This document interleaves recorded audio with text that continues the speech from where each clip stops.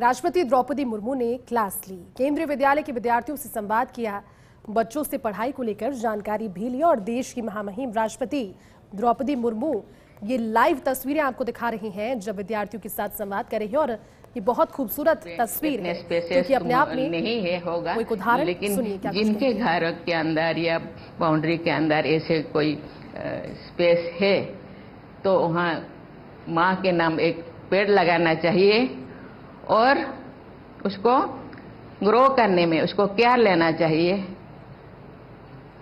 और उसको बड़ा करना चाहिए।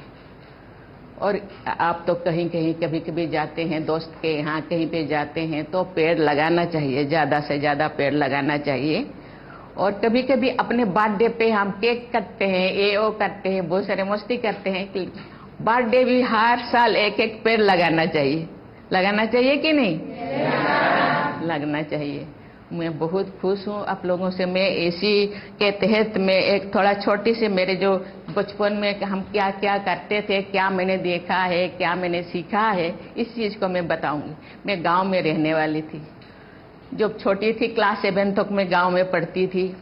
तो उस टाइम अभी जैसे गैस से तुम लोग खाना बनाते हैं, हम लोग सब गैस में खाना बनाते हैं, लेकिन उन दिनों गैस नहीं था। उन दिनों लकड़ी से ही हम खाना बनाते थे या कोई भी ऐसे बनाना चाहे तो फिर उसी चीज़ से ही बना दे। और हम लोगों के गांव के नज़दीक में ही जंगल था। जंगल सूखा लकड़ी मेरे माता पिता चुन के लाते थे, लेकिन कभी कभी वो मोटा होता था, बड़ा होता था, तो कभी कभी उसको काटना पड़ता था। तो मेरे पिताजी को मैंने देखा, बहुत दिन से मैं नोटिस किया, जो पहले चोट वो लकड़ी को देते थे उसके पहले उसको नमन करते थे। मैंने बोली हम लोगों के सोसाइटी में पेड़ को हम पूजा करते हैं, क्योंकि हम पेड़ को इसीलिए पूजा करते हैं, वहाँ सोसाइटी में मानते हैं कि ये पेड़ हम लोगों का पूर्वज है, हम लोगों को आशीर्वाद देता है।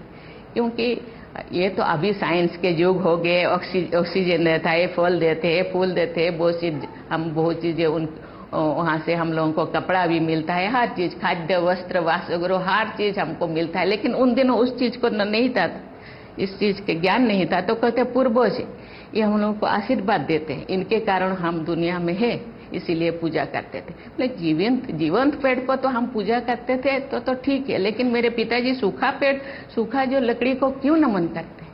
मैंने एक दिन पूछा कि पिताजी आप ये तो सूखा लकड़ी है, इसको आप नमन क्यों करते हैं?